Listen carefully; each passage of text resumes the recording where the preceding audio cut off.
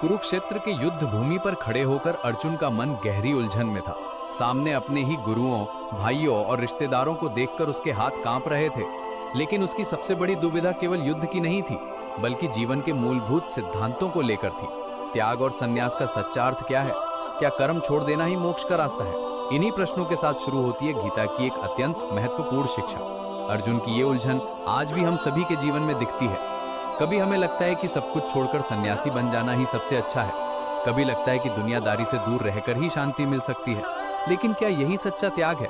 अर्जुन भी इसी दुविधा में था। वो कृष्ण से पूछता है कि हे केशव, सन्यास और त्याग में क्या अंतर है? मैं इन दोनों का सही मतलब जानना चाहता हूँ। उसकी आवाज में विनम्रता थी, एक सच्चे शिष्य की तरह जो अपने गुरु से मार्गदर्शन मांग रहा हो। श्री कृष्ण का उत्तर बेहद गहरा और व्यावहारिक था।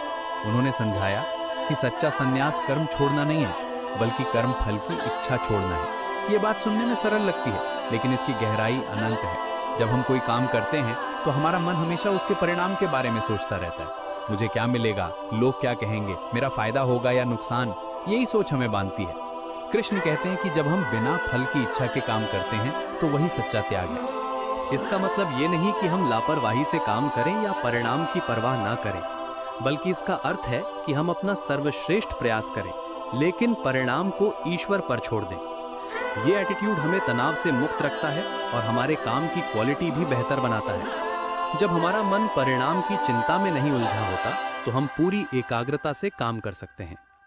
कृष्ण आगे बताते हैं कि यज्ञ, दान और तप जैसे पवित्र कर्मों को कभी नहीं छोड़ना चाहिए। ये कर्म हमारे मन को शुद्ध करते हैं और हमें अपने कर्तव्य से जोड़ते हैं। यज्ञ का मतलब केवल हवन या पूजा नहीं है, बल्कि हर वो काम जो समाज की भलाई के लिए किया जाए। दान का अर्थ केवल पैसा देना नहीं है, बल्कि अपना समय, ज्ञान और प्रेम भी बांटना है। तप का मतलब केवल कष्ट सहना नहीं है, बल्कि अनुशासन के साथ जीवन जीना है। ये तीनों कर्म हमारे कैरेक्टर बिल्डिंग में सबसे महत्वपूर्ण है। कृष्ण का ये संदेश आज के समय में और भी रेलेवेंट है।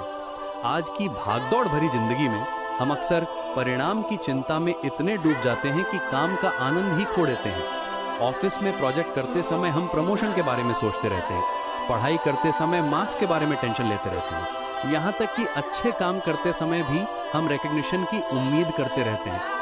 लेकिन गीता की ये शिक्षा हमें बताती है कि सच्ची खुशी प्रोसेस में है, रिजल्ट में नहीं। जब हम पूरी ईमानदारी से अपना काम करते हैं और परिणाम की चिंता नहीं करते, तो हमारा मन शांत रहता है, हमारी क्रिएटिविटी बढ़ती है और हमारा परफॉर्मेंस भी बेहतर होता है। ये पैराडॉक्स है, जब हम रिजल्ट की चिंता छोड़ देते हैं तो रिजल्ट अपने आप बेहतर आने लगते हैं। अर्जुन की ये कंफ्यूजन और कृष्ण का समाधान